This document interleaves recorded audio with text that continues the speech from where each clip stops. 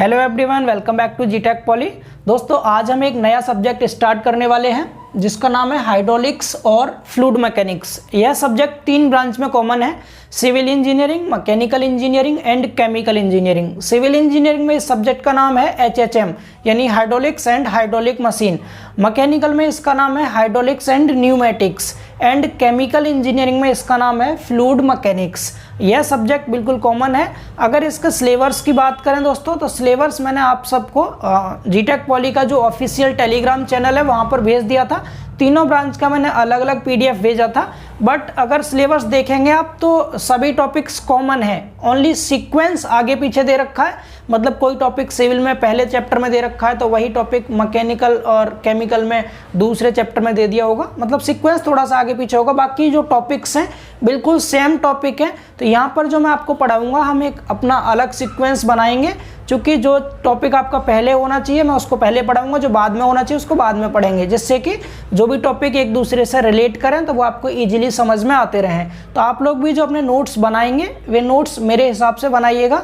जो सीक्वेंस हम यहाँ रखेंगे, जैसे कि पहला चैप्टर मैंने रखा है इंट्रोडक्शन, तो इंट्रोडक्शन में ये 5 टॉपिक हैं बेसिक से, जिनका हम इंट्रोडक्शन जानेंगे। पहले हम मैकेनिक्स जान लेंगे, मैकेनिक्स की डेफिनेशन देखेंगे, यानी बिल्कुल बेसिक से 0 लेवल से लेके चलेंगे। हम पहले मैकेनिक्स देख लेंगे क्या होता है, हालांकि मैं आपको ऑलरेडी फर्स्ट सेमेस्टर में पढ़ा चुका हूं इसको, केवल डेफिनेशन की बात करेंगे। फिर मैकेनिक्स की ही 3 ब्रांच होती हैं, जिनमें से एक ब्रांच फ्लूइड मैकेनिक्स भी होती है, तो इस फ्लूइड मैकेनिक्स की बात करेंगे हम। फिर फ्लूइड मैकेनिक्स की मैं तीनों ब्रांच बताऊंगा, इसकी भी अपनी 3 ब्रांच है, उनकी डेफिनेशन देखेंगे। देन आफ्टर हम हाइड्रोलिक्स पढ़ेंगे, और हाइड्रोलिक्स के बाद हाइड्रोलिक्स की जो 3 ब्रांच है, 3 इसके जैसे हाइड्रोस्टैटिक, हाइड्रोकाइनेमेटिक, हाइड्रोडायनेमिक, ये सब होते हैं, इनकी स्टडी करेंगे। देन आफ्टर न्यूमेटिक की डेफिनेशन बताएंगे, न्यूमेटिक के भी टाइप देख लेंगे, और लास्ट में हम फ्लूइड के बारे में पढ़ेंगे, तरल क्या होता है। तो ये फ्लूइड मोस्ट इंपोर्टेंट है, इसकी डेफिनेशन आपसे एग्जाम में पूछी जा सकती है ना, इसके बारे में हम बात कर लेंगे। अगला चैप्टर भी, हमारे जितने भी आगे चैप्टर आएंगे सब में हम फ्लूइड के बारे में बार बार पढ़ेंगे, तो इसीलिए ये टॉपिक बहुत इंपॉर्टेंट है। आप इसको लास्ट वाले टॉपिक को इंपॉर्टेंट कर लीजिएगा, हो सकता है आपके एग्जाम में भी 1-2 नंबर में इसकी डेफिनेशन आपसे पूछ ली जाए, इसलिए आप लोग इसको इंपॉर्टेंट जरूर कर लीजिए फ्लूइड को, ठीक है। अब बात करते हैं थोड़ा सा PDF के बारे में। बहुत डिमांड रहती है, सर PDF क्या आप प्रोवाइड करेंगे या नहीं, आप दोनों लैंग्वेज में पढ़ाएंगे या नहीं। तो मैं यहाँ पर आपको बिल्कुल दोनों लैंग्वेज में ही पढ़ाने वाला हूँ, हिंदी में और इंग्लिश में, दोनों लैंग्वेज में हम पढ़ेंगे। और पर डे जो लेक्चर रहेगा, हर एक लेक्चर का आपको PDF भी दिया जाएगा, हैंड रिटन नोट्स का PDF इस बार हिंदी इंग्लिश दोनों लैंग्वेज में दूंगा मैं आपको। एंड जो मैं आपको ये सब्जेक्ट पढ़ाने वाला हूँ बिल्कुल JEE लेवल का पढ़ाऊंगा, जिससे कि आपका डिप्लोमा का जो सिलेबस है वो तो कवर होगा ही होगा, साथ साथ आपको डीप नॉलेज भी रहेगी इस सब्जेक्ट की, एंड ये सब्जेक्ट आपको बहुत आसान हो जाएगा फ्यूचर के लिए, ठीक है। तो चलिए स्टार्ट करते हैं, और तो बाकी सब बातें आपको बताई दी। सिलेबस को लेकर परेशान नहीं होना, कॉमन है बिल्कुल, ठीक है। अगर आप डाउनलोड करना चाहते हैं सिलेबस तो जाइए टेलीग्राम पर, वहाँ से डाउनलोड कर लीजिए, ठीक। और जो भी बच्चे नए हों, एक बार चैनल को आप सब्सक्राइब करके बेल आइकन जरूर प्रेस कर दें। और बच्चों के बहुत सारे कमेंट्स रहते हैं बाद में, सर लाइव क्लास किस टाइम होती है, तो मैं आपको पहले ही कंफर्म कर दूं कि यहाँ पर लाइव क्लास आपको प्रोवाइड नहीं की जाती है, ओनली रिकॉर्डेड लेक्चर रहते हैं। और रिकॉर्डेड लेक्चर का टाइमिंग की बात करें तो लगभग इवनिंग में मिलेगा आपको, ये 7 8 9 बजे के समथिंग, 8 के बाद मान लीजिए आप 8-9 बजे आपको डेली लेक्चर मिल जाया करेगा। ये 10-5 मिनट इधर उधर हो सकता है, क्योंकि रिकॉर्डेड लेक्चर है तो कभी लेक्चर जल्दी मिल जाता है, कभी देर में मिलता है, लेकिन रहेगा इवनिंग में ही, ठीक है। 8 बजे या 9 बजे के समथिंग आपको पर डे ये लेक्चर मिलेगा। एंड इसके साथ साथ मैं 2 नए सब्जेक्ट और लॉन्च करूंगा जो सिविल के लिए होंगे, जल्दी आपको उसका नोटिफिकेशन भी मिल जाएगा। जो सिविल वाले बच्चे हों वो थोड़ा सा ध्यान देंगे इस चीज़ पर, ठीक है। तो चलिए अब स्टार्ट करते हैं, इसको रफ कर देते हैं। टॉपिक्स के नाम आप सब लिख लीजिए, और सबसे पहले हम फर्स्ट टॉपिक से शुरुआत करेंगे। आप लोग टेलीग्राम जरूर ज्वाइन कर लीजिए। कैसे ज्वाइन करना है, या तो आपको जो लिंक दिया है डिस्क्रिप्शन में उस लिंक से आप ज्वाइन हो जाइए, या फिर आप टेलीग्राम पर सर्च कर लीजिएगा जीटेक पॉली, वहाँ पर आपको चैनल मिल जाएगा। अगर आपको डेली का डेली PDF चाहिए तो, बाकी आप साथ साथ भी नोट्स बना सकते हैं, मैं सब कुछ यहाँ लिखूंगा भी आपको, ठीक है। सबसे पहले बात करते हैं मैकेनिक्स क्या होता है। हिंदी में इसको हम यांत्रिकी कहते हैं, मैकेनिक्स की हिंदी क्या होती है, यांत्रिकी, ठीक है। अब इसकी डेफिनेशन सुनेंगे ध्यान से, ऑलरेडी आप लोग पढ़ चुके हैं पहले ही। हम मैकेनिक्स में किसकी स्टडी करते हैं, मैकेनिक्स में हम फोर्स की स्टडी करते हैं, ठीक है। मैकेनिक्स क्या है, मैकेनिक्स साइंस की एक ब्रांच होती है, क्या साइंस की एक ब्रांच होती है जिसमें हम फोर्स की स्टडी करते हैं, एंड किसी भी बॉडी पर इस फोर्स के क्या क्या इफेक्ट होते हैं, क्या क्या प्रभाव होते हैं, उन सबको देखते हैं। तो इसकी डेफिनेशन लिखिए आप लोग क्या होती है। Branch of science, branch of science which deals, branch of science which deals with study of forces, study of forces and their effects, and their effects on bodies, on bodies, यानी study of forces and their effects on bodies. इसका मतलब क्या है? विज्ञान की वह शाखा जिसके अंतर्गत हम किसी भी वस्तु पर बलों का एवं बलों के प्रभावों का अध्ययन करते हैं, उसको क्या कहते हैं? हम यांत्रिकी कहते हैं। ये सब्जेक्ट आप ऑलरेडी पढ़ चुके हैं, ठीक है। अगर बात करें इसकी हम हिंदी में डेफिनेशन क्या होगी, तो हिंदी में आप लिख सकते हैं विज्ञान की वह शाखा, समझते चलिए बिल्कुल आसान लैंग्वेज में पढ़ेंगे हम। विज्ञान की, कुछ बच्चे इसे स्टार्टिंग में पढ़ भी चुके होंगे, क्योंकि सिविल और केमिकल इंजीनियरिंग में ये 3rd सेम में था, तो आप लोग रिवीजन कर लीजिए अपना। मैकेनिकल वालों के लिए नया है सब कुछ। तो विज्ञान की वह शाखा, विज्ञान की वह शाखा जिसके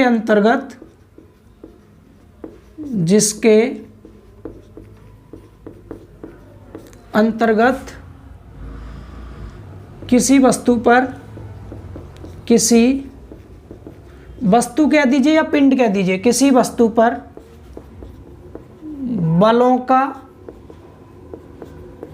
एवं उनके प्रभावों का, उनके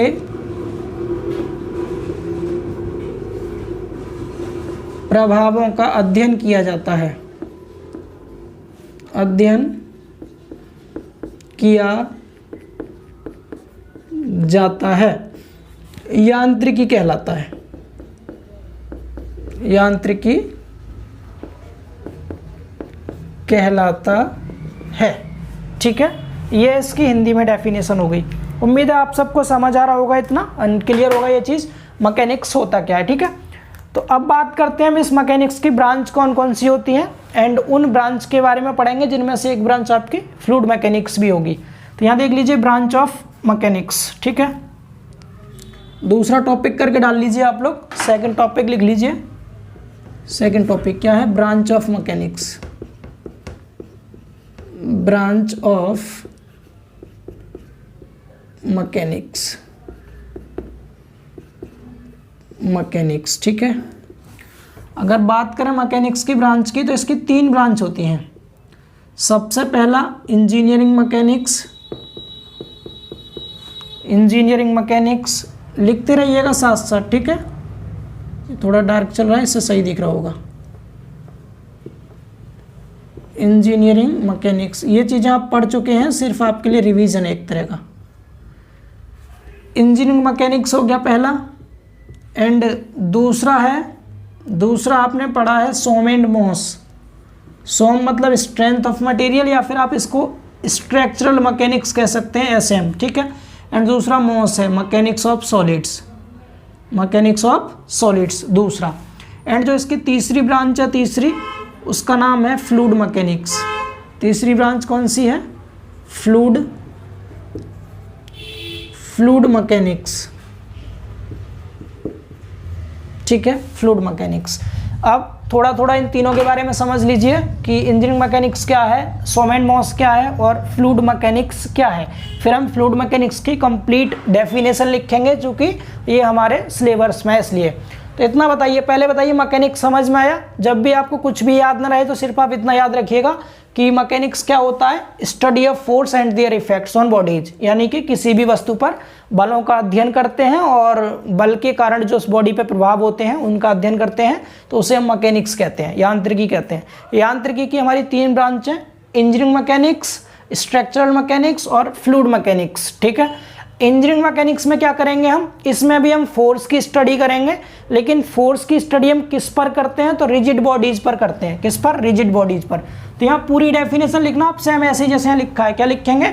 branch of mechanics date deals with study of force on rigid bodies study of force on rigid bodies, study of force on rigid bodies, rigid bodies, ठीक है।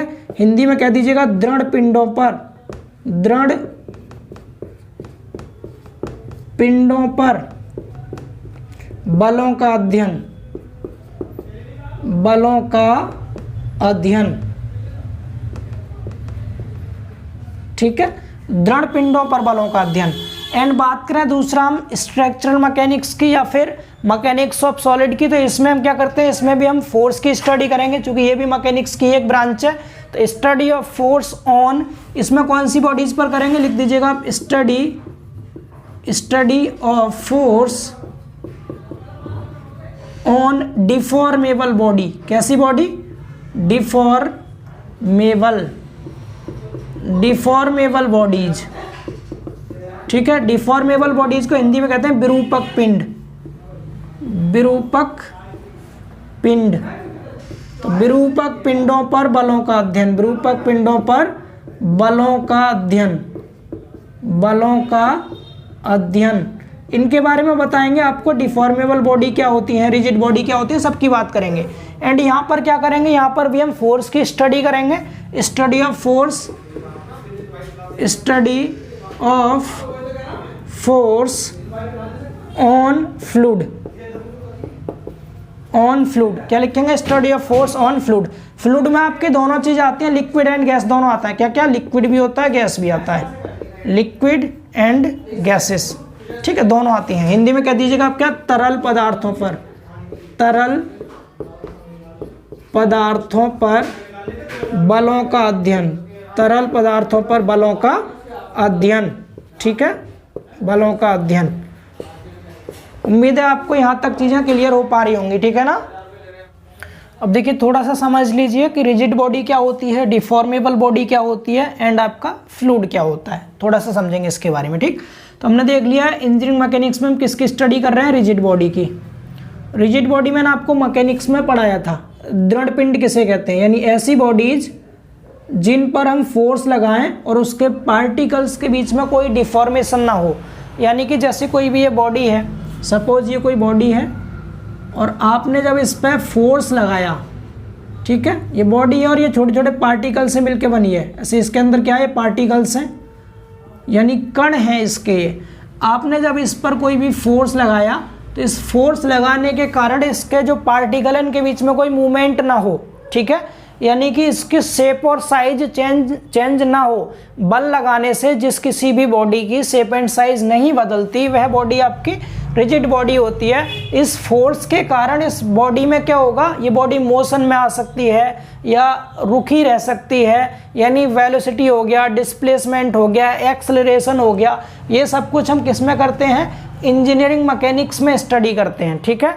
एंड दूसरी चीज़, डिफॉर्मेबल बॉडी क्या होती हैं, डिफॉर्मेबल बॉडी ऐसी body होती हैं, कौन सी बॉडी, डिफॉर्मेबल, विरूपक पिंड, नाम से ही पता चल रहा है, जो बल लगाने पर डिफॉर्म हो जाती हैं। क्या हो जाता है, बल लगाने पर जो डिफॉर्म हो जाती हैं यानी विरूपक हो जाती हैं, तो उन्हें कहते हैं डिफॉर्मेबल बॉडीज, ठीक है। जैसे विरूपक पिंड क्या है, डिफॉर्मेबल बॉडी क्या होगी आपकी, जैसे कोई बॉडी है, आपने इस पर फोर्स लगाया और पता चला कि आपको इस बॉडी की जो शेप और साइज है वो चेंज हो गई, ऐसे करके बॉडी में स्ट्रेन आ गया, कुछ बॉडी ऐसे टेढ़ी हो गई थोड़ी सी इस तरह से, यानी स्ट्रेस और स्ट्रेन जिसमें उत्पन्न हो जाएंगे, वो बॉडी क्या होगी आपकी, डिफॉर्मेबल बॉडी हो गई। इसमें हम स्ट्रेस और स्ट्रेन आप लिख सकते हैं नीचे एग्जाम्पल में, इसमें लिख सकते हैं वेलोसिटी और लिख सकते हैं डिस्प्लेसमेंट, एक्सेलरेशन लिख सकते हैं, यानी विस्थापन हो गया, वेग हो गया, त्वरण हो गया, वो इसके नीचे एग्जाम्पल लिख दीजिएगा। इसमें स्ट्रेस और स्ट्रेन करके एग्जाम्पल लिख सकते हैं, प्रतिबल तथा विकृति। एंड बात करते हैं फ्लूइड की, तो फ्लूइड आप सब लोग जानते हैं जिसमें बहने का गुण होता है, वही तो फ्लूइड होता है जो बह सकता है। हमने बचपन में पदार्थ की 3 अवस्थाएं पढ़ी हैं, ठोस, द्रव, गैस, पढ़ा ना आपने, क्या क्या आप सबने पढ़ा होगा, ठोस पढ़ा है आप लोगों ने, द्रव पढ़ा है आप लोगों ने, और गैस पढ़ा है। तो इसमें से ये जो ठोस है ना, ये ठोस, ये दोनों बॉडी हो गई, रिजिड बॉडी और डिफॉर्मेबल बॉडी, ये ठोस होती हैं।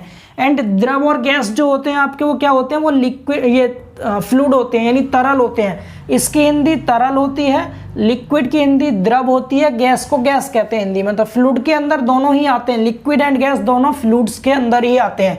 समझ पा रहे हैं सभी लोग? तो आप सबको क्लियर है इतना? रिजिड बॉडी यानी रिजिड बॉडी पर जब फोर्स की स्टडी करते हैं वो इंजीनियरिंग मैकेनिक्स होता है।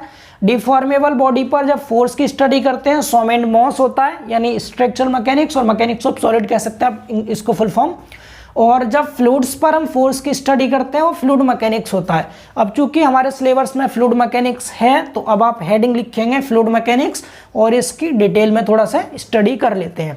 इतना बताइए, ये चीज़ सभी को क्लियर है ना? मैं इसका PDF भी दूंगा, बाकी आप साथ साथ इसको नोट भी कर सकते हैं। तो अब इसको रफ करते हैं और अब देखते हैं दूसरा टॉपिक हमारा फ्लूइड मैकेनिक्स। हटा दें इसको, चलिए।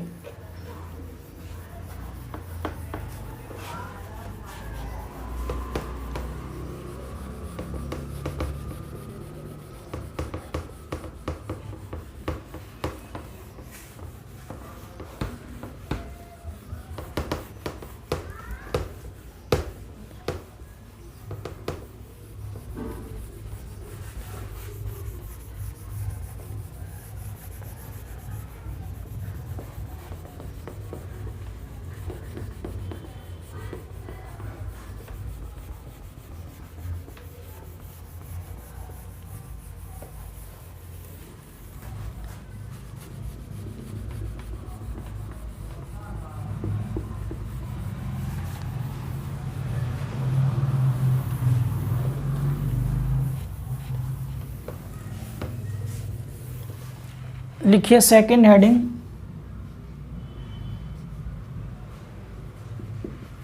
Fluid mechanics.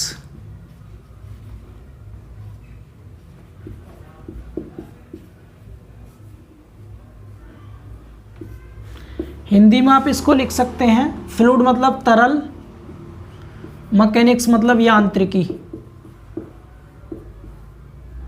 ठीक है, तरल यांत्रिकी।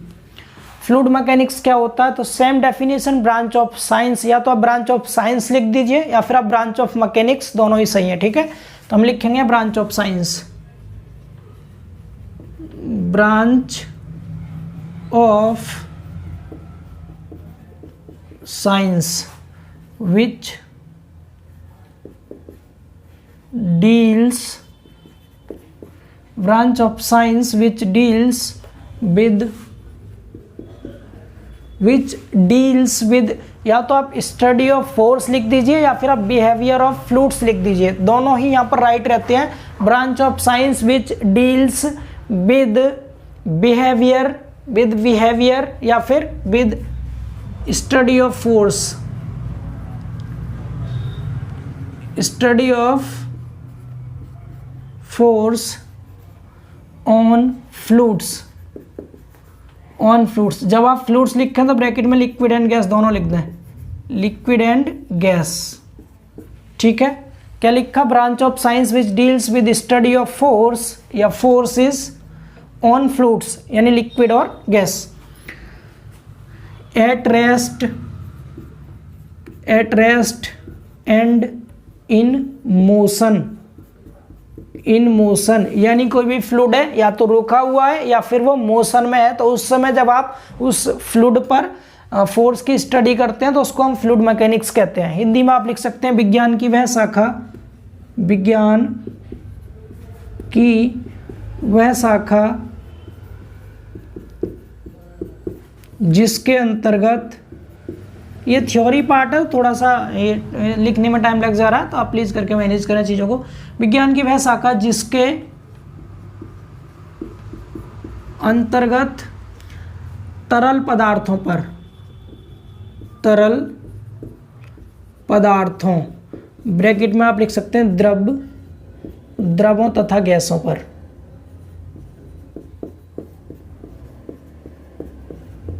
तरल पदार्थ में दोनों आते हैं, द्रव और गैस। ठीक है, तरल पदार्थों, द्रवों तथा गैसों पर, जिसके अंतर्गत तरल पदार्थों पर बलों का,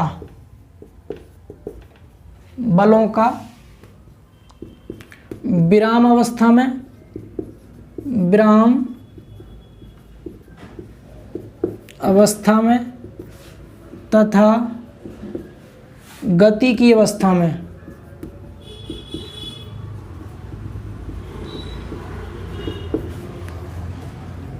गति की अवस्था में अध्ययन करते हैं, अध्ययन करते हैं, तरल यांत्रिकी कहलाता है, तरल यांत्रिकी कहलाता है, क्या कहलाता है? तरल यांत्रिकी कहलाता है। लिख लेंगे इजीली आप लोग। इसमें आप चाहें तो इसको अंडरलाइन कर लीजिए, किस किस को। तरल पदार्थों पर हम क्या करते हैं? विराम अवस्था में एंड गति की अवस्था में बलों का अध्ययन करते हैं। ठीक है, बलों का अध्ययन करते हैं, बलों का।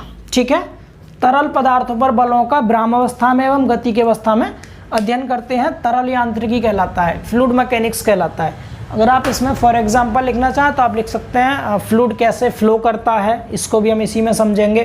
कोई भी फ्लूइड रुका हुआ है, जब उस पर बलों का अध्ययन करेंगे तो उसको क्या कहते हैं, वो भी हम इसी में समझेंगे। अगर मोशन में है तो जब हम उस पर फोर्स लगा देंगे और फोर्स के कारण जब कोई भी फ्लूइड मोशन में आ जा रहा है तो उसे क्या कहते हैं।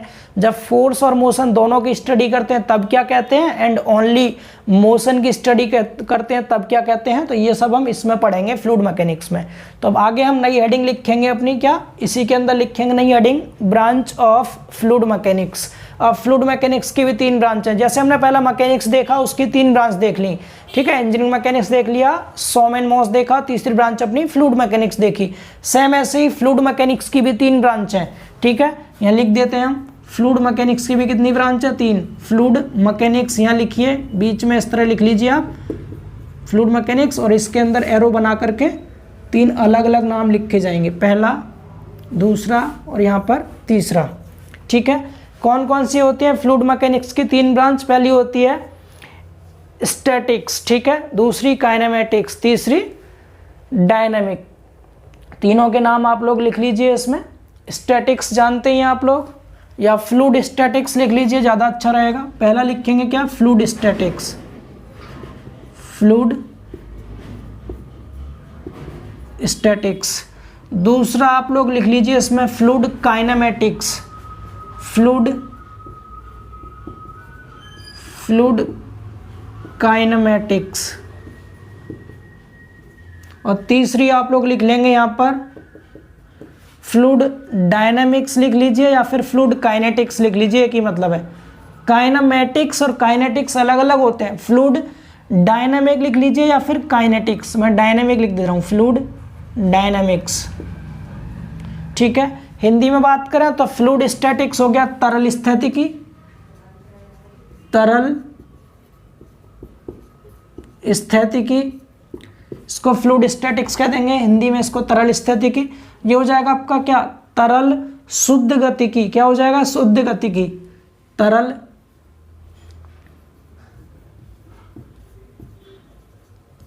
शुद्ध गतिकी।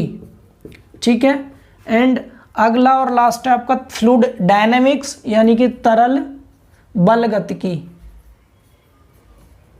बल गतिकी। अब देखो इनकी डेफिनेशन क्या होंगी। स्टैटिक्स पता चल रहा है क्या? जब कोई भी फ्लूइड रेस्ट में हो और उस पर हम फ्लूइड की फोर्स की स्टडी करें तो उसको कह देंगे फ्लूइड स्टैटिक्स। और जब मोशन में होगा तो मोशन में 2 अलग अलग टाइप है। देखो यहाँ भी गतिकी लगा हुआ है, यहाँ भी गतिकी, दोनों में मोशन में आएगा। यहाँ पर ओनली मोशन में स्टडी करेंगे, यहाँ पर मोशन और जिस फोर्स के कारण मोशन उत्पन्न हुआ है उस फोर्स को भी कंसीडर करें तो इसको हम फ्लूइड डायनेमिक कह देंगे। समझ पा रहे हैं क्या बोल रहा हूँ मैं? अगर आप यहाँ लिखना चाहते हो उसको लिख लीजिए क्या? फ्लूइड स्टैटिक्स में क्या होगा? Study of force on fluid at rest, study of forces, study of forces on fluids, on fluids at rest, at rest. आप हिंदी में प्लीज करके यहाँ लिख लीजिए, इसके अलावा पीडीएफ से आप लिख लीजिएगा देख करके। हिंदी में क्या लिखेंगे आप इसको? हिंदी में लिखेंगे जब हम फ्लूइड पर विराम अवस्था में बलों का अध्ययन करते हैं। कैसी अवस्था में? विराम अवस्था में, एट रेस्ट, तो उसको कहते हैं फ्लूइड स्टैटिक्स। समझ पा रहे हैं? और यहाँ लिखेंगे आप study of force, study of forces on fluids, यहाँ भी फ्लूइड्स पर ही फोर्स की स्टडी करेंगे, लेकिन किस में करेंगे? In motion, in motion, motion में करेंगे, यानी गति में करेंगे, गति में, इन मोशन, इन मोशन, गति की अवस्था में करेंगे हम। लेकिन एक चीज का यहाँ ध्यान रखना है आपको, प्रेशर फोर्स कंसीडर नहीं करना है, ठीक है। Where pressure force, pressure force are not considered, not considered, यानी हम प्रेशर फोर्स को कंसीडर नहीं करते, नॉट कंसीडर्ड। प्रेशर फोर्स यानी जिस फोर्स के कारण, जैसे कोई भी तरल है आपका कहीं पर रुका हुआ है, आपने उस पर फोर्स लगाया, फोर्स के कारण वह मोशन में आ गया, तो उस मोशन की स्टडी करेंगे। जिस फोर्स के कारण वह फ्लूइड मोशन में आया था, उस फोर्स को जब कंसीडर नहीं करते तो वह आपका शुद्ध गतिकी, नाम से पता चल रहा है ना, शुद्ध गतिकी, यानी कि जिसमें केवल गति का अध्ययन करते हैं, बल का अध्ययन नहीं करते। हिंदी में आप कह सकते हैं यहाँ पर क्या, यानी जब बलों का अध्ययन तरल पदार्थ पर ब्राह्मावस्था में करते हैं तो उसको हम तरल स्थितिकी कहते हैं, और जब तरल पदार्थ पर हम फोर्स की स्टडी यानी बलों का अध्ययन गति की अवस्था में करते हैं, लेकिन जिस बल के कारण उस फ्लूइड में गति उत्पन्न हुई है उस बल का अध्ययन नहीं करते, तो उसको हम कहते हैं fluid kinematics. And fluid dynamic की बात करें तो यहाँ भी हम फोर्स की स्टडी करते हैं। आप लिख सकते हैं यहाँ पर study of force, study of force on fluids, ठीक है, फोर्सेस लिख दीजिए, कोई बात नहीं। Study of forces on fluids in motion, सब कुछ यहाँ कर दीजिए, बस नोट हटा दीजिए यहाँ से। In motion where pressure force is also considered, considered, is also considered, ठीक है। ये हो जाएगा आपका क्या, फ्लूइड डायनेमिक। हिंदी में आप लिख लेंगे, इन तीनों की हिंदी में लिख लेंगे डेफिनेशन इसकी भी, यानी यहाँ हो जाएगा क्या, जब हम तरल पदार्थों पर बल का अध्ययन गति की अवस्था में करते हैं तथा जिस बल के कारण तरल में गति उत्पन्न हुई है उस बल को भी हम उस बल का भी साथ में अध्ययन करेंगे, गति के साथ में बल का भी अध्ययन किया जाता है, तो उसको हम तरल बल गतिकी कहते हैं। नाम से पता चल रहा है ना, बल और गति दोनों का अध्ययन करेंगे फ्लूइड डायनेमिक्स में। फ्लूइड काइनेमेटिक्स में ओनली हम मोशन में स्टडी करेंगे, बल का अध्ययन इसमें नहीं करते हैं, ठीक है। इन तीनों की हिंदी में डेफिनेशन भी आपको प्रोवाइड कर दी जाएगी। उम्मीद है आपको ये दूसरा टॉपिक भी समझ आया होगा, आप इसको भी एक बार नोट कर लीजिए, ठीक। चलिए अब इसको हटाते हैं और देखते हैं तीसरा टॉपिक। तीसरा है हमारा हाइड्रोलिक्स। अब हाइड्रोलिक्स की डेफिनेशन देख लीजिए आप लोग, ठीक है। हाइड्रोलिक्स तीसरा टॉपिक, कोई विशेष अंतर नहीं है हाइड्रोलिक्स और फ्लूइड में, इसको कहते हैं द्रव यांत्रिकी। द्रव यांत्रिकी, हाइड्रोलिक्स की हिंदी क्या है, द्रव यांत्रिकी। तो जहां पर आपने फ्लूइड लिखा है वहां फ्लूइड की जगह ओनली क्या आ जाएगा आपका, फ्लूइड की जगह द्रव आ जाएगा। द्रव को क्या होता है, लिक्विड, यानी केवल लिक्विड की स्टडी करेंगे, इसमें गैस की स्टडी हम नहीं करते। लिक्विड की, लिक्विड कह दो आप, या फिर आप वाटर कह सकते हैं, वाटर भी कह सकते हैं, study of force on water, water कह दो या फिर लिक्विड कह दो, एक ही मतलब है, ठीक है। जब किसी भी लिक्विड पर हम स्टडी करेंगे तो उसे कहेंगे हाइड्रोलिक्स, यानी विज्ञान की वह शाखा जिसके अंतर्गत तरल की जगह द्रव लिख देना आप, द्रव या द्रव पदार्थों पर या द्रवों पर, द्रव पदार्थों पर, ये हटा देना यहाँ से, ठीक है। इसको यहाँ से हटा दीजिए, बस इतना लिखना आपको। जहाँ पर फ्लूइड लिखा है वहाँ पर सिर्फ और सिर्फ आपको क्या कर देना, द्रव कर देना, फ्लूइड को हटा देना है। द्रव पदार्थों पर या द्रवों पर बलों का ब्राह्मावस्था में तथा गति की अवस्था में अध्ययन करते हैं तो उसे हम द्रव यांत्रिकी कहते हैं, यानी हाइड्रोलिक्स कहते हैं, उसे हम द्रव यांत्रिकी कहते हैं। समझ पा रहे हैं?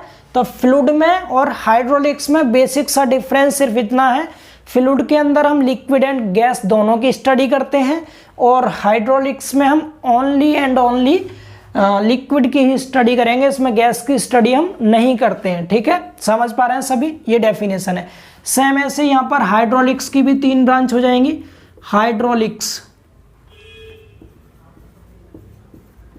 ठीक है।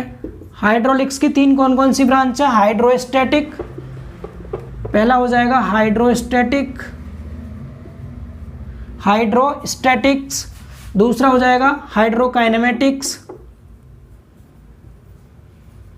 DRO, हाइड्रोकाइनेमेटिक्स, और तीसरा हो जाएगा हाइड्रोडायनेमिक, ठीक है।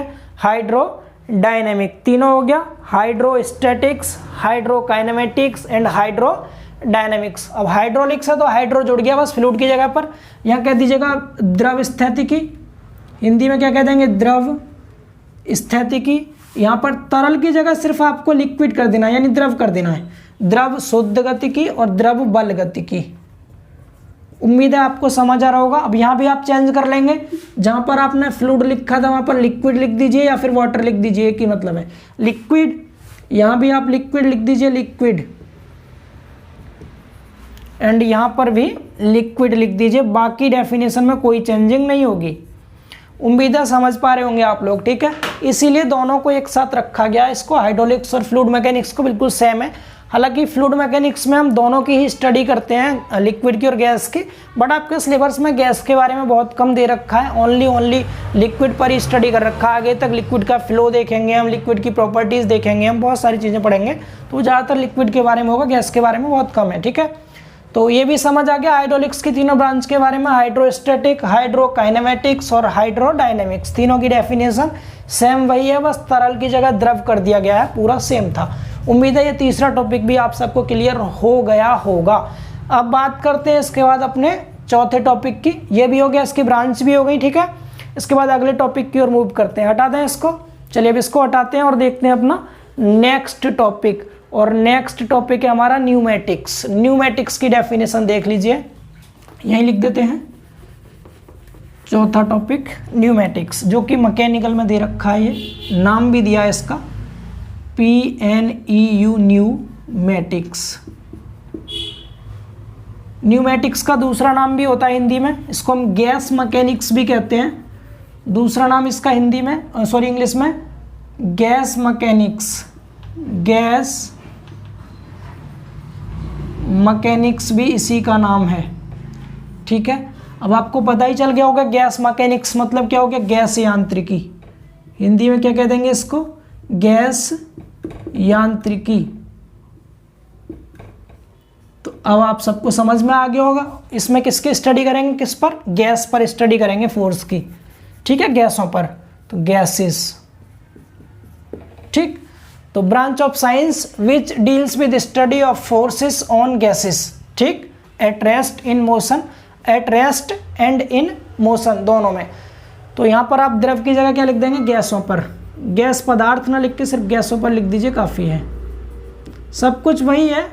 अब आपको उम्मीद है समझ गए होंगे आप लोग। इधर लिखा है गैसों पर बलों का विरामावस्था में तथा गति की अवस्था में अध्ययन करते हैं, तो इसको हम क्या कहते हैं? गैस यांत्रिकी कहते हैं। गैस यांत्रिकी कहलाता है, ठीक है। अब इस न्यूमेटिक्स की 3 नहीं, ओनली 2 ब्रांच होती हैं।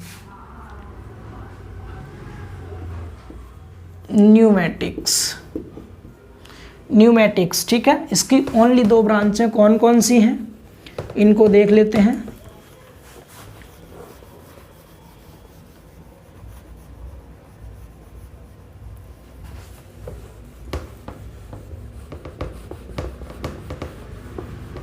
ठीक है, इन दोनों को देख लीजिए। चलिए, न्यूमेटिक्स की 2 ब्रांच कौन कौन सी हैं? न्यूमेटिक्स की दोनों ब्रांच है आपकी। एक तो होता है न्यूमेटिक्स को कहते हैं हम एरोस्टैटिक्स, और दूसरा कहते हैं एरोडायनामिक्स, ठीक है। 2 ही हैं ओनली। पहली होती है, नंबर 1 लिख दीजिए आप, एयर से एरो बनाए, ठीक है, एरोस्टैटिक्स। और दूसरा डायनामिक्स, ठीक। यानी जब हम क्या करते हैं, फोर्स की स्टडी किसी भी गैस पर रेस्ट में करते हैं, स्टडी ऑफ फोर्स, इसके नीचे लिख रहा हूं मैं, study of forces on gases at rest. जब विराम अवस्था में गैसों पर बलों का अध्ययन करते हैं तो उसे एरोस्टैटिक कहते हैं। इसकी देख लीजिए स्टडी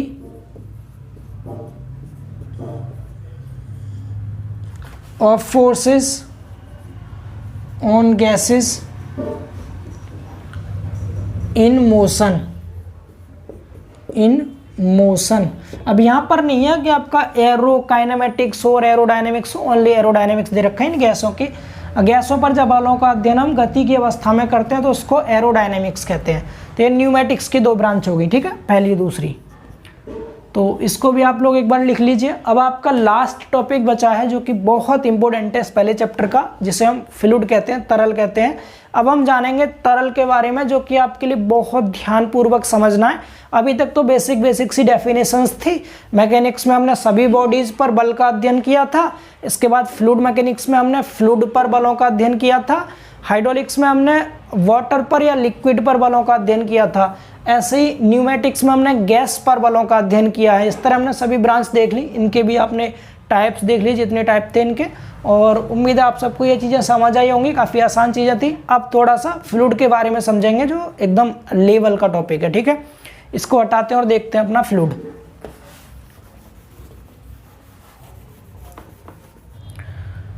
चलिए 5वां टॉपिक समझ लेते हैं, फ्लूइड क्या होता है, ठीक है। फ्लूइड के बारे में मैंने काफ़ी सारे पॉइंट यहाँ लिख दिए हैं, जो कि प्रत्येक पॉइंट बहुत ज़्यादा इंपॉर्टेंट है। एंड एक दो पॉइंट और बचे हैं, उनको भी मैं आपको यहाँ समझाऊंगा। एक एक करके समझना चीज़ों को। सबसे पहले अगर आपसे कोई पूछे फ्लूइड क्या है, तरल क्या है, तो आप क्या बोलेंगे? तरल वे पदार्थ होते हैं जिनमें बहने का गुण होता है, जो बह सकते हैं, यही तो होता है तरल। तो जो फ्लूइड होता है, fluid word is taken from Greek word phloem, यानी जो फ्लूइड वर्ड है ये ग्रीक भाषा का एक शब्द होता है फ्लोन। तो फ्लोन से लिया गया है फ्लूइड। फ्लूइड किससे लिया गया है? फ्लोन से लिया गया है, जिसका मतलब होता है विच मीन्स टू फ्लो। जिसका मतलब क्या होता है? जिसका मतलब होता है बहना, फ्लो होना, ठीक है। यानी हम कह सकते हैं क्या? Fluid word is taken from Greek word. Fluid word Greek word से लिया गया है। ग्रीक वर्ड कौन सा? फ्लोन। फ्लोन से लिया गया है, जिसका अर्थ होता है बहना। टू फ्लो मतलब बहना। तो यानी हम यहाँ पर डेफिनेशन क्या बोल देंगे फ्लूइड की? बोल देंगे fluid is the state of matter which has tendency of flow, यानी पदार्थ की वह अवस्था जिसमें बहने का गुण होता है, तरल कहलाता है। समझ पा रहे हैं ना? यानी तरल क्या है? पदार्थ की वह अवस्था है जिसमें बहने का गुण होता है। यानी ऐसा कोई भी मैटर जिसमें बहने का गुण हो, उसे कह दीजिए फ्लूइड है वो। समझ पा रहे हैं ना आप लोग? क्लियर है डेफिनेशन सभी को ये? तो यहाँ यही लिखा है, टेंडेंसी ऑफ फ्लो, ठीक है। दूसरा पॉइंट भी उम्मीद है सभी को समझ आ रहा होगा। तो फ्लूइड की डेफिनेशन में मेन चीज़ क्या याद रखनी है आपको, कि जिसमें बहने का गुण हो उसे हम क्या कह देंगे? उसे हम फ्लूइड कह देंगे, ठीक। अगले बात करें अगले पॉइंट की, तो फ्लूइड के अंदर क्या क्या आता है, मैंने आपको ऑलरेडी बता दिया। लिक्विड एंड गैस फ्लूइड के अंदर आता है। देख लीजिए, अब लिखा है liquid, gas and vapour. Vapour जानते हैं सभी, जो वाष्प होती है। जब भी आप कभी चाय बनाते होंगे तो आपने देखा होगा, पानी के जो कण होते हैं वो गैस में कन्वर्ट हो जाते हैं। जब लिक्विड गैस में कन्वर्ट होता है उसको वेपर बोलते हैं, ठीक है। तो यहाँ क्या है? Liquid, gas and vapour comes under category of fluids, यानी द्रव, गैस तथा वाष्प तरल पदार्थों के अंतर्गत आते हैं, तरलों के अंतर्गत आते हैं। यानी फ्लूइड के अंदर क्या क्या आता है? लिक्विड आता है, गैस आता है एंड वेपर भी आते हैं, जो कि लिक्विड गैस में कन्वर्ट होता है, उसको वेपर कहते हैं, ठीक है। आगे बात करें अगला पॉइंट, तो fluid is the state of matter which can not resist shear stress. ये इंपॉर्टेंट पॉइंट है, ये जेईई में बहुत बार पूछा है। यानी जो फ्लूइड होता है ना, ये शियर स्ट्रेस को रेजिस्ट नहीं करता, यानी कर्तन प्रतिबल का ये विरोध नहीं करता है। अगर आपने किसी भी शियर स्ट्रेस पे फ्लूइड के ऊपर थोड़ा सा भी शियर फोर्स लगा दिया तो फ्लूइड बहना शुरू कर देगा, ठीक है। जो फ्लूइड होते हैं आपके, वो कंप्रेसिव फोर्स को रेजिस्ट कर सकते हैं, लेकिन शियर फोर्स को कभी भी रेजिस्ट नहीं करते। अगर आप थोड़ा सा भी शियर फोर्स लगा देंगे तो तरल पदार्थ बहना शुरू कर देते हैं, ठीक है। तो ये यहाँ लिखा हुआ है, यहाँ पर can not resist shear stress, या फिर कह सकते हैं कैन नॉट सस्टेन। सस्टेन मतलब होता है सहना, सहन करना। तो ये कैन नॉट सस्टेन मतलब सह नहीं सकते। किसको नहीं सह सकते? एनी शियर स्ट्रेस, किसी भी शियर स्ट्रेस को तरल पदार्थ सह नहीं सकते, अगर आपने थोड़ा सा भी शियर स्ट्रेस लगा दिया तो ये बहना शुरू कर देंगे। ठीक है, तो लिखा है तरल वे पदार्थ होते हैं जो कर्तन विरूपण में कोई प्रतिरोध प्रस्तुत नहीं करते, यानी कि कर्तन विरूपण में ये क्या करेंगे, कोई भी प्रतिरोध प्रस्तुत नहीं करेंगे, बहना शुरू कर देंगे अगर आपने इन पर कोई भी शियर स्ट्रेस लगा दिया तो। ठीक, अगला पॉइंट है fluid is the state of matter. जब भी आप इंग्लिश में लिखे ना फ्लूइड के बारे में तो पदार्थ की एक अवस्था है ना, तो आप सीधे लिखिएगा fluid is the state of matter. Her point में आपको देखने को मिल रहा होगा fluid is the state of matter, यहाँ भी fluid is the state of matter, यहाँ भी fluid is the state of matter. इसके बाद फिर प्रॉपर्टीज लिखी है इसकी अलग अलग क्या क्या, which is capable of flowing under the action of shear force no matter how small the shear force, यानी तरल पदार्थों में बहने का जो गुण आता है वो कर्तन बल के कारण आता है। तरल में कर्तन बल के कारण बहने का गुण आता है। तो अगर आपसे कोई पूछ ले तरल पदार्थ पर हम कौन सा बल लगाते हैं जिसके कारण बहना शुरू कर देते हैं, तो हम बोलेंगे कर्तन बल। ठीक है, क्या बोलेंगे, शियर फोर्स के कारण जो तरल पदार्थ होते हैं वो बहना शुरू करते हैं। ठीक है, तो अब यहाँ पर जो जो पॉइंट बताया आपको इसको माइंड में अपने कैसे सेट करना है। सबसे पहली चीज, फ्लूइड जो होता है वो ग्रीक वर्ड फ्लोन से लिया गया है जिसका अर्थ होता है टू फ्लो यानी बहना। तो हम कह सकते हैं क्या कि तरल वे पदार्थ होते हैं जिनमें बहने का गुण होता है। ठीक है, टेंडेंसी ऑफ फ्लो यानी बहने का जिसके अंदर भी टेंडेंसी हो उसे क्या कहेंगे हम, फ्लूइड कह देंगे। फ्लूइड के अंतर्गत क्या क्या आता है, लिक्विड आता है, गैस आता है और वेपर आता है, ये तीनों फ्लूइड के अंतर्गत आते हैं। एंड इसके बाद बात करें आगे तो फ्लूइड में जो बहने का गुण उत्पन्न होता है वो किसके कारण होता है, तो बोलेंगे शियर फोर्स के कारण उसमें बहने का गुण आता है। चूंकि ये शियर स्ट्रेस का विरोध नहीं करते, अगर आप थोड़ा सा भी शियर फोर्स लगाएंगे तो ये बहना शुरू कर देगा और जब तक बहता रहेगा जब तक कि आप उस शियर फोर्स को हटाना लेंगे इसके ऊपर से, लगातार बहता रहता है। उम्मीद है इतना समझ आ रहा होगा। तो आप इन 4-5 पॉइंट्स को एक बार नोट डाउन कर लीजिए, लिख लीजिए इनको। ठीक है, फिर मैं आपको 1-2 पॉइंट और बताता हूँ इसी के 1-2 पॉइंट और आप समझेंगे। ठीक है, चलिए अब आप एक बात बताइए, क्या फ्लूइड की कोई निश्चित शेप होती है? फ्लूइड का जो आकार होता है वो निश्चित होता है या नहीं? तो आप बोलेंगे नहीं, आयतन तो निश्चित होता है लेकिन आकार इसका निश्चित नहीं होता। आयतन कैसे निश्चित होता है, 1 लीटर पानी है, अगर आप उसको लीटर में रखिए तब भी वो 1 लीटर रहेगा, किसी बाल्टी में रख दीजिए तब भी वो 1 लीटर ही रहेगा। अगर 1 लीटर है तो आयतन में बदलाव नहीं आएगा, लेकिन उसकी शेप चेंज हो जाएगी। शेप आप जिस बर्तन में रखेंगे उसी बर्तन की शेप को ले लेगा वो। ठीक है, तो यहीं पे अगला पॉइंट हम यही लिखने वाले हैं, फ्लूइड की शेप कैसी होती है, तो निश्चित नहीं होती। फ्लूइड लिख लीजिए, fluid do not have definite shape. Fluid लिख दें, fluid do not have, fluids do not haves definite shape, definite shape यानी तरल पदार्थों की निश्चित शेप नहीं होती, निश्चित आकार नहीं होता। तो क्या होता है फिर, तो shape of fluids, shape of fluids depend upon shape of container,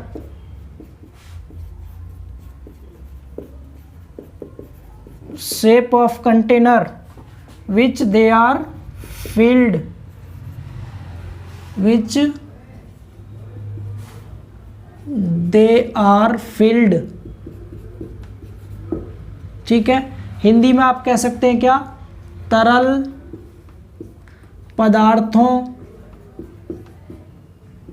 पदार्थों का कोई निश्चित आकार नहीं होता, कोई निश्चित आकार नहीं होता। ठीक है, कॉमा लगा के लिखिए, तरल पदार्थों का आकार, तरल पदार्थों का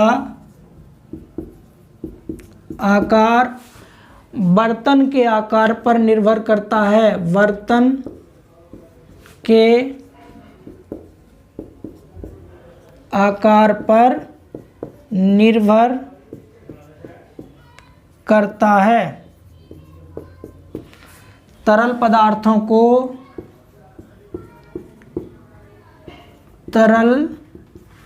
पदार्थों को जिस बर्तन में रखा जाता है, जिस बर्तन में रखा जाता है, ये उसी का आकार ले लेते हैं, ये उसी का आकार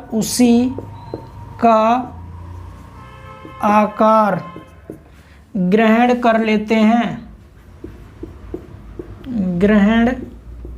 कर लेते हैं, सपोज कीजिए आपके पास 1 लीटर पानी है, तो अभी उसका आकार कैसा है, लीटर के आकार का है, लीटर में भर गया पूरा वो, ठीक है। एंड अगर आप उसी को किसी बड़ी सी थाली में रख दीजिए तो वो उस थाली का आकार ले लेगा, किसी बाल्टी में रखेंगे तो बाल्टी में फिल हो जाएगा, उसका आकार ले लेगा। बट वॉल्यूम उसका डेफिनेट रहेगा, निश्चित रहेगा, जितना है आयतन उतना ही रहेगा। 1 लीटर है तो वो 1 लीटर ही रहेगा, चाहे उसको लीटर में रखो आप, चाहे किसी बाल्टी में रखो, चाहे किसी भी कंटेनर में रखो आप, ठीक है। वो आयतन नहीं बदलेगा उसका, ऐसा नहीं पानी कम हो जाएगा, वो अलग बात है, आप कहीं गिरा दें फैला दें तो कम हो गया, लेकिन वो पानी अगर जितना किसी एक बर्तन में दूसरे बर्तन में पूरा पानी अगर पलट देंगे आप तो उसका आयतन वही रहेगा जो पहले था, ठीक है। तो इसका वॉल्यूम डेफिनिट होता है लेकिन शेप इसकी डेफिनिट नहीं होती है, ठीक है। तो fluids do not have definite shape of fluids depend upon shape of container which they are filled, ठीक है। तो ये हो गया इसके बारे में। अब थोड़ा सा और डीप चलते हैं और समझते हैं फ्लूइड जो होता है, जैसे हमने सॉलिड में देखा था, सॉलिड में स्ट्रेस स्ट्रेन के डायरेक्टली प्रोपोर्शनल होता था, ऐसा हुक ने बताया था। तो क्या फ्लूइड में भी ऐसा होता है, तो इसको भी थोड़ा समझ लेते हैं, ठीक है। इस पॉइंट को आप लोग लिख लीजिए, अब समझिए आगे। मैं बिल्कुल आपको जितना भी इसके बारे में फ्लूइड के बारे में मुझे पता सब कुछ बता दे रहा हूँ, जो कि जेई तक में आपको हेल्प करेगा इन फ्यूचर। ये सब कुछ सुनते रहिए, ठीक, और समझते चलिए। ये सब पॉइंट अगर आप एग्जाम में भी लिख के आएंगे, फ्लूइड के बारे में पूछ लेता तो आपका एक भी नंबर नहीं कटेगा, टोटल डिटेल में हो जाएगा ये। इससे ज़्यादा अगर आपने कुछ सुना हो फ्लूइड के बारे में तो कमेंट्स में लिख दीजिएगा। हालांकि प्रॉपर्टी ऑफ फ्लूइड अलग से पूरा चैप्टर है, उसको भी आपको पढ़ाया जाएगा, बिल्कुल परेशान ना हो आप, अभी तो इंट्रोडक्शन है सिर्फ ये। चलिए एक और देखिए फ्लूइड के बारे में, ये और पॉइंट देखिए आगे। आपने देखा होगा, यहाँ लिख देते हैं, आपने देखा होगा इन सॉलिड, अगर बात करें हम सॉलिड में, तो सॉलिड में आप सबने देखा है जो स्ट्रेस होता है, स्ट्रेस जिसे हम सिग्मा बोलते हैं, नॉर्मल डायरेक्ट स्ट्रेस, ये डायरेक्टली प्रोपोर्शनल होता है स्ट्रेन के। ये हुक्स लॉ में हम सबने पढ़ा था सोम के अंदर, ठीक है, स्ट्रेंथ ऑफ मटेरियल में, stress directly proportional to strain, ये किस में, सॉलिड में पढ़ा है हमने। लेकिन अगर वहीं हम बात करें इन फ्लूइड, अगर हम फ्लूइड के केस में देखें, फ्लूइड के केस में तो स्ट्रेस की जगह तो आ जाएगा शियर स्ट्रेस, क्योंकि फ्लूइड में बहने का गुण शियर फोर्स के कारण आता है, ये शियर स्ट्रेस का विरोध नहीं करते हैं, तो यहाँ पर शियर स्ट्रेस आएगा, शियर स्ट्रेस, जिसे हम टाउ से डिनोट करते हैं। ये डायरेक्टली प्रोपोर्शनल होता है स्ट्रेन के ना होकर के स्ट्रेन रेट के प्रोपोर्शनलिटी होता है, ठीक है। स्ट्रेन रेट मतलब दर, कर्तन दर, ठीक है, या दूसरा नाम इसको डिफॉर्मेशन रेट भी कहते हैं हम, डिफॉर्मेशन रेट।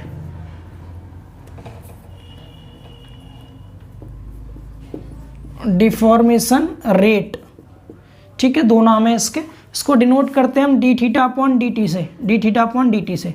समझिए कैसे, जैसे ये कोई भी एक कंटेनर है, ठीक, इसमें कोई भी फ्लूइड भरा हुआ है, सपोज डेट लिक्विड भर दिया हमने इसमें, ये लिक्विड भरा हुआ, नीचे से इसको हमने फिक्स कर दिया यहाँ से, और ऊपर यहाँ पर आपने कोई भी एक शियर फोर्स लगाया, यहाँ पर ऐसे भरा हुआ है यहाँ पर, और आपने इसका कोई एक पॉइंट कंसीडर किया, सपोज डेट आपने यहाँ पर पानी का कोई एक पार्टिकल देखा, तो यहाँ से शियर फोर्स के कारण क्या होगा, ये पार्टिकल यहाँ से मूव करेगा और इधर कहीं आ जाएगा, यहाँ पर बह करके, समझ पा रहे हैं, यहाँ से यहाँ आ गया बह करके।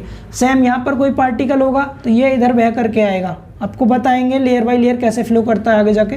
फिर यहाँ से पार्टिकल थोड़ा इधर आएगा, इसको थोड़ा और आगे दिखा दो, यहाँ आ गया, ये यहाँ आ गया पार्टिकल, नीचे फिक्स है तो नीचे वाला पार्टिकल कहीं नहीं जाएगा। तो इस तरह से ये जो वर्टिकल लाइन पर जो पार्टिकल होंगे ये वाले इस तरह से इंक्लाइंड हो जाएंगे, ऐसे करके ऐसे हो जाएंगे, यहाँ आ जाएंगे यहाँ। तो ये जो वर्टिकल लाइन के पार्टिकल थे ना, ये कहाँ आ गए, ऐसे करके ऐसे आ गए यहाँ। तो यहाँ पर एक एंगल बन जाता है ये वाला, जिसको मैंने सपोज थीटा कह दिया। क्या कह दिया, थीटा। तो यहाँ पर ये जो थीटा होता है इसको हम शियर स्ट्रेन कहते हैं। थीटा को क्या कहते हैं यहाँ पर, शियर स्ट्रेन। कर्तन विकृति कहते हैं इसको, कर्तन विकृति। तो इस कर्तन विकृति विद टाइम यानी समय के साथ साथ इसमें कितनी चेंजिंग हो रही है, पहले यहाँ कहीं होगा फिर यहाँ आया, यहाँ आया, बदलता जा रहा है ना विद टाइम। तो टाइम की रिस्पेक्ट में इस थीटा में जितनी चेंजिंग होती है इसी को हम डिफॉर्मेशन रेट या फिर स्ट्रेन रेट कहते हैं। तो जो टाउ होता है शियर स्ट्रेस वो किसके डायरेक्टली प्रोपोर्शनल होता है, D theta upon D T के डायरेक्टली प्रोपोर्शनल होता है। आगे जाके जब हम न्यूटन का नियम पढ़ेंगे ना तो वहाँ पर ये यूज होगा, ध्यान रखिएगा। टाउ जो होता है वो डायरेक्टली प्रोपोर्शनल होता है D theta upon D T के।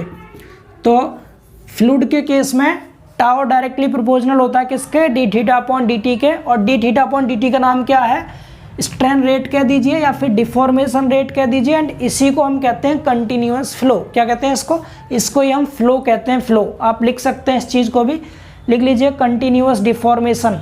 D theta upon D T को क्या कहते हैं हम, D theta upon D T, इसी को कहते हैं कंटिन्यूअस डिफॉर्मेशन, कंटिन्यूअस डिफॉर्मेशन, जिसको हिंदी में कह दीजिए आप क्या, सतत विरूपण हो रहा है ये। और इसी को इज कॉल्ड, इसी को हम फ्लो कहते हैं, इज कॉल्ड फ्लो। कोई आपसे फ्लो की डेफिनेशन पूछ रहा तो ये flow, D theta upon D T, बहना, ठीक है। D theta upon D T जो होता है, इसी के तीन नाम हो गए इसके, स्ट्रेन रेट हो गया, डिफॉर्मेशन रेट हो गया, हिंदी में कह देंगे ना कर्तन दर, कर्तन की दर हो गया, ये विरूपण की दर हो गया, या फिर इसी को हम सतत विरूपण कह देते हैं या इसी को फ्लो कह देते हैं, D theta upon D T को। तो ध्यान रखेंगे अब से, क्या ध्यान रखेंगे आप, जैसे यहाँ पर कोई भी पार्टिकल था शियर फोर्स के कारण यहाँ से यहाँ आ गया, यहाँ वाला पार्टिकल यहाँ आ गया, यहाँ वाला पार्टिकल इधर आया, नीचे वाला पार्टिकल फिक्स रहा क्योंकि नीचे से इसको फिक्स कर रखा था। तो यहाँ पर एक स्ट्रेन उत्पन्न हो गई ये वाली, यानी विरूपण हो गया ना, ये जो सीधा था यहाँ से इधर आ गया बह करके। तो इसका मतलब इसमें यहाँ पर स्ट्रेन उत्पन्न होगी जिसे हम शियर स्ट्रेन कहते हैं थीटा। और शियर स्ट्रेन के परिवर्तन की जो दर होती है उसी को हम स्ट्रेन रेट या डिफॉर्मेशन रेट कहते हैं, D theta upon D T. इसी के डायरेक्टली प्रोपोर्शनल होता है शियर स्ट्रेस जो होता है फ्लूइड के केस में। उम्मीद है आपको इतना समझ आया होगा। अब बात करते हैं थोड़ा सा और आगे चलते हैं, थोड़ा सा और आगे चलते हैं बस। अगर आपसे कह दिया जाए कि कोई भी फ्लूइड रेस्ट में है, क्या है, अभी इस पर तो आपने फोर्स लगा दिया तो इधर को मूव कर गया।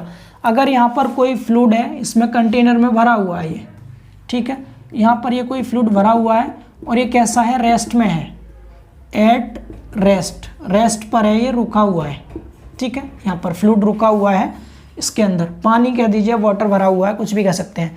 तो अगर ये रेस्ट में है तो इसमें ध्यान रखिएगा ऑलवेज टाइम शियर स्ट्रेस का मान 0 होगा। शियर स्ट्रेस ऑलवेज 0 रहेगा इसमें जब रुका हुआ है। तो शियर स्ट्रेस इज ऑलवेज 0। जब भी कोई भी फ्लूइड रेस्ट में है, अगला पॉइंट लिखना है आपको, ये लिख लीजिएगा। इसे लिखने के बाद इसको हटा दे रहा हूँ नीचे से, थोड़ा इसकी बात कर लेते हैं। ये थोड़ा सा जेई के पॉइंट ऑफ व्यू से चल रही हैं बातें, बट आपको समझा दे रहे हैं, कुछ चीज़ें हैं एक्स्ट्रा, समझ लीजिए, ठीक है, आपको नॉलेज के लिए, कोई बात नहीं। ये भी सब फ्लूइड के बारे में ये चीज़ें बहुत टफ नहीं है, समझ आ रहा होगा आज आसानी से आपको। अगर यहाँ पर कोई भी फ्लूइड रेस्ट में है तो इसमें शियर स्ट्रेस तो 0 रहेगा। फिर अब कौन सा स्ट्रेस काम करेगा इस पर नॉर्मल स्ट्रेस काम करता है। कौन सा स्ट्रेस, नॉर्मल। यहाँ से ऊपर से एक स्ट्रेस काम करेगा, इसके ऊपर जो नॉर्मल स्ट्रेस होगा, जिसको मैं सिग्मा एन से दर्शा दे रहा हूँ। तो नॉर्मल स्ट्रेस जब इस पर काम करेगा तो नॉर्मल स्ट्रेस आया कहाँ से, तो कोई भी तरल पदार्थ अगर कहीं पर रुका हुआ है, रेस्ट में है, तो उस पर ऊपर से वायुमंडल का दाब काम करता है, जिसे हम एटमॉस्फेरिक प्रेशर कहते हैं। क्या कहते हैं इसको, एटमॉस्फेरिक प्रेशर, एटीएम, PATM मैंने कह दिया इसको। तो जो नॉर्मल स्ट्रेस है इस पर ये नॉर्मल स्ट्रेस एक्ट करता है, एंड ये किसके बराबर होता है, PATM के, एटमॉस्फेरिक प्रेशर के बराबर होता है। तो लिख दीजिए आप, इसमें क्या होगा, नॉर्मल स्ट्रेस काम करेगा, नॉर्मल स्ट्रेस। इस केस में नॉर्मल स्ट्रेस डायरेक्टली प्रोपोर्शनल होता है एटमॉस्फेरिक प्रेशर के, यानी कि जो अभिलंब प्रतिबल नॉर्मल स्ट्रेस होगा ये वायुमंडलीय दाब के बराबर होता है। अगर आपसे कोई पूछे कि कोई भी लिक्विड रेस्ट में है, रुका हुआ है, तो मोहर सर्किल पर वह कहाँ दिखाया जाएगा। जैसे ये मैंने यहाँ पर दिखा दिया, मोहर सर्किल का सरफेस है। आप सबको, मैकेनिकल वाले बच्चों को पता होगा मोहर सर्किल के बारे में, नहीं पता तो आपको पढ़ाया जाएगा, अभी मैं ही पढ़ाऊँगा आपको, चिंता ना करें। एक चैप्टर रह गया आपका ये वाला, ये भी आपको पढ़ा देंगे, यहाँ पर अगर हम देखें, यहाँ पर मोहर सर्किल में यहाँ पर तो हम क्या करते हैं, जो डायरेक्ट स्ट्रेस या नॉर्मल स्ट्रेस होता है उसको दर्शाते हैं। इस पर हमारा क्या आता है, नॉर्मल स्ट्रेस आता है इस पर और इस वाले अक्ष पर आता है शियर स्ट्रेस। बाई एक्सिस पर क्या दिखाते हैं, शियर स्ट्रेस दिखाते हैं टाउ, इधर भी टाउ दिखाते हैं मोहर सर्किल में। ठीक है, ध्यान रखना है ऊपर हमारा मैथमेटिक्स में प्लस होता है, लेकिन मोहर सर्किल में ऊपर माइनस होता है, नीचे प्लस होता है। बाकी यहाँ पर जो नॉर्मल स्ट्रेस है वो इधर पॉजिटिव इधर नेगेटिव ही होता है, पॉजिटिव और नेगेटिव वो सेम सही है। इधर टेंसाइल वाला लेते हैं टेंसाइल, इधर कंप्रेसिव वाला लेते हैं कंप्रेसिव। ठीक है, ये मोहर सर्किल में आपको पढ़ाएंगे आगे। नॉर्मल स्ट्रेस कंप्रेसिव में होगा तो इधर लेंगे मूल बिंदु के इधर एक्स अक्ष की नेगेटिव साइड में, टेंसाइल होगा तो पॉजिटिव साइड में लेंगे। बाकी जो यहाँ पर वाई एक्सिस पर लेते हैं शियर स्ट्रेस, तो इसमें क्या शियर स्ट्रेस का कुछ मान है, नहीं, शियर स्ट्रेस तो जीरो है, तो वाई एक्स पर तो बिल्कुल चलेंगे नहीं, ओनली एक्स अक्ष पर चलेंगे। किधर चलेंगे, नीचे की ओर लग रहा है वायुमंडलीय दाब, नीचे की ओर मतलब कंप्रेसिव, तो यहाँ से इस साइड को चलेंगे। और यहाँ पर एक पॉइंट सरफेस शो करता है, क्या करता है, ये पॉइंट सरफेस शो करता है, पॉइंट सरफेस। ये क्वेश्चन बहुत बार जेई में पूछा है, बहुत बार, कि अगर कोई भी फ्लूइड रेस्ट में है तो रेस्ट के केस में शियर स्ट्रेस का मान कितना होता है, जीरो होता है। मोहर सर्किल सरफेस पर, किस पर, मोहर सर्किल सरफेस पर पॉइंट सरफेस शो करता है, पॉइंट सरफेस शो करता है। क्या करता है, ये पॉइंट सरफेस शो करता है मोहर सर्किल पर। यहाँ पर पॉइंट, वो भी किधर, नेगेटिव की तरफ। या तो डायग्राम दे देता डायरेक्टली इस तरह से बना करके कि ये बताइए फ्लूइड रेस्ट में होगा या मोशन में होगा, तो आप दिखा देंगे यहाँ पॉइंट लगा हुआ, यहाँ लगा हुआ, यहाँ कहीं एक जगह लगा होगा, तो आप ये वाला राइट टिक कर दीजिएगा जब रेस्ट में होगा तब के लिए। बाकी आप डायरेक्टली याद रखिए, जब भी कोई भी फ्लूइड रेस्ट में है, रुका हुआ है, तो उसमें शियर स्ट्रेस का मान जीरो होता है, नॉर्मल स्ट्रेस एटमॉस्फेरिक प्रेशर के बराबर होता है। एंड मोहर सर्किल पर जो सरफेस आता है, यहाँ पर पॉइंट सरफेस को ये शो करता है। ठीक है, एंड ये शियर स्ट्रेस किसके डायरेक्टली प्रोपोर्शनल होता है, तो स्ट्रेन रेट के या फिर डिफॉर्मेशन रेट के, या आप कंटिन्यूअस डिफॉर्मेशन कह सकते हैं, यानी tau is directly proportional to D theta upon D T होता है। उम्मीद है समझ आया होगा। फ्लूइड के बारे में आप समझे गए, बहने का गुण होता है इसमें, कर्तन बल के कारण बहने का गुण आता है, कर्तन प्रतिबल का विरोध नहीं करता ये, और इसकी कोई निश्चित आकार नहीं होता, जिस बर्तन में हम रखते हैं उसको उसी का आकार ले लेता है ये। इसके अंदर हमारा लिक्विड, गैस और वेपर आता है। तो ये सब पॉइंट्स थे इसके फ्लूइड के बारे में। उम्मीद है आप सबको समझ में आया होगा। तो इस इंट्रोडक्शन में इतना ही रखते हैं, यही था इसका मेन इंट्रोडक्शन जो था। हमने सब कुछ समझ लिया, कहाँ से उत्पत्ति हुई, मैकेनिक्स क्या था, मैकेनिक्स की कौन कौन सी ब्रांच थी, उनमें से फ्लूइड मैकेनिक्स कौन सी ब्रांच थी, उसकी क्या डेफिनेशन थी, उसकी भी क्या क्या ब्रांच थी, हाइड्रोलिक्स क्या है उसकी ब्रांच क्या है, एंड न्यूमेटिक्स क्या है उसकी कौन कौन सी ब्रांच है, सब कुछ हमने स्टडी कर लिया है। तो उम्मीद है आपको ये समझ आया होगा। इंट्रोडक्शन लेक्चर था, पहला लेक्चर था, एक दो लेक्चर और समझेंगे आप तो आपको इजीली चीज़ें क्लियर होने लगेंगी। थ्योरी पार्ट था, इसके नोट्स बनाइएगा, इसको आप रिवाइज कीजिएगा एक बार अच्छे से। उसके बाद फिर अगला chapter, very very very important chapter चलेगा अगला आपका, प्रॉपर्टीज़ ऑफ फ्लूइड, जो कि मोस्ट इंपॉर्टेंट है, जिसमें हम बहुत सारी प्रॉपर्टीज़ की स्टडी करेंगे, 10-12 प्रॉपर्टीज़। टेम्परेचर, प्रेशर का क्या इफेक्ट पड़ता है किसी भी फ्लूइड के ऊपर, यानी लिक्विड और गैस के ऊपर, एंड डेंसिटी क्या होता है, मास डेंसिटी, वेट डेंसिटी, सब कुछ समझेंगे हम। आगे हम विस्कोसिटी भी पढ़ेंगे, सरफेस टेंशन भी पढ़ेंगे, सब कुछ देखेंगे अगले चैप्टर से। तो मिलते हैं फिर नेक्स्ट लेक्चर में, तब तक आप इन सबको रिवाइज कीजिए, लिखिए, नोट्स बनाइए। Bye bye, take care.